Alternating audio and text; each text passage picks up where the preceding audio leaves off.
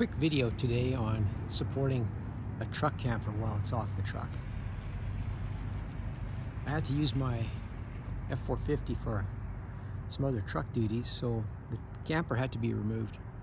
It's hard to believe, but just 2 weeks ago this was a swampy, slushy mess with snow up to your knees, and now it's dry. So there was a few options available, and as you can see, I chose pallets. Now, why did I choose pallets? Well, for one thing, pallets are free and they're readily available. So I took my trailer down and got a whole bunch of pallets. I even have extra pallets. And the other thing is, the ground was so soft and spongy that if I made some big sawhorses, which I do like the idea of, they just sink right into the dirt. And I need to leave this thing sit for a couple weeks while I was gone attending to some other matters. This 1150 is a very, very heavy camper, but this method can support almost any truck camper. It took me 8 pallets. I have a lot more pallets, but I discovered that not all pallets are equal.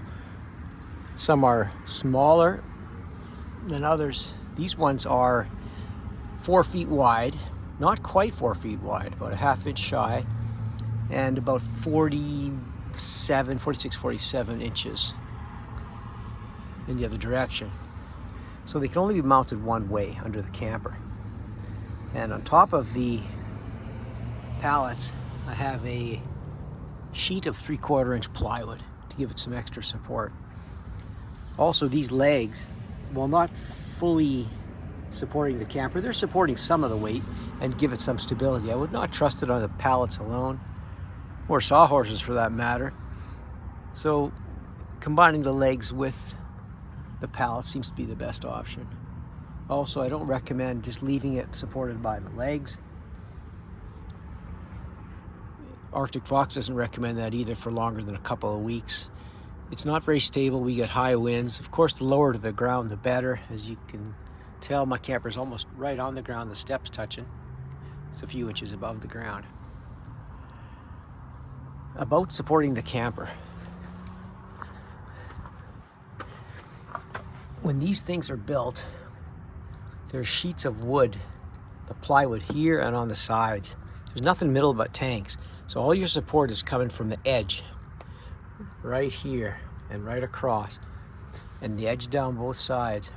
You don't really need to have anything in the middle of the camper. Now, the plywood is there just like the truck bed would be, but all your support is on the outside and this front bulkhead. People make the mistakes of putting blocks and stuff all over the under part of the camper, and that's just a good way to damage the belly pan. The plywood will help protect against that. So you don't need to have supports in the middle under here. This is sitting back from the edge a little bit, but that's okay because I got a couple layers. There's a layer of probably Phylon underneath this aluminum, and the plywood bulkhead is right on top of that plywood where it's underneath there. I should have done a video of how I unload and load this thing, and I'm going to do a loading video fairly soon when I load this back on the truck. I have a piece of red tape right in the middle down there, and I also have a piece of red tape on the bed of the truck to help me orientate a little bit while I'm backing up.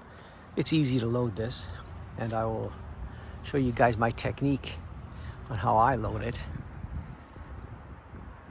in a couple weeks when I put this back on the truck. The first time I put it on these pallets, I did take all the weight off the legs and test it if it would hold. They creaked and groaned a bit, but they were very stable. There was no problem in that regard. Then I put a few boards I had laying around underneath the legs and cranked the jacks down a bit just to take some of the weight off and to give it a bit of stability.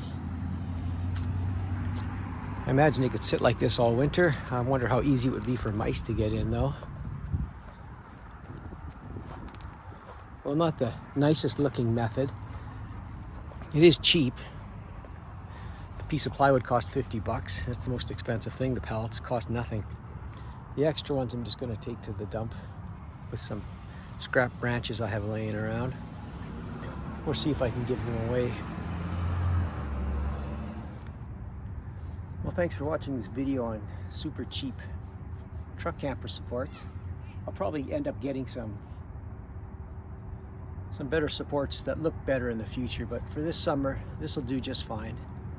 They are cheap and they're very effective on soft ground. So if you got soft ground that's swampy or gravelly, this is a real stable method. It just doesn't look very nice. I'll try and get that video up of how I load and unload this thing soon, because it won't be sitting on the ground for long. Thanks for watching.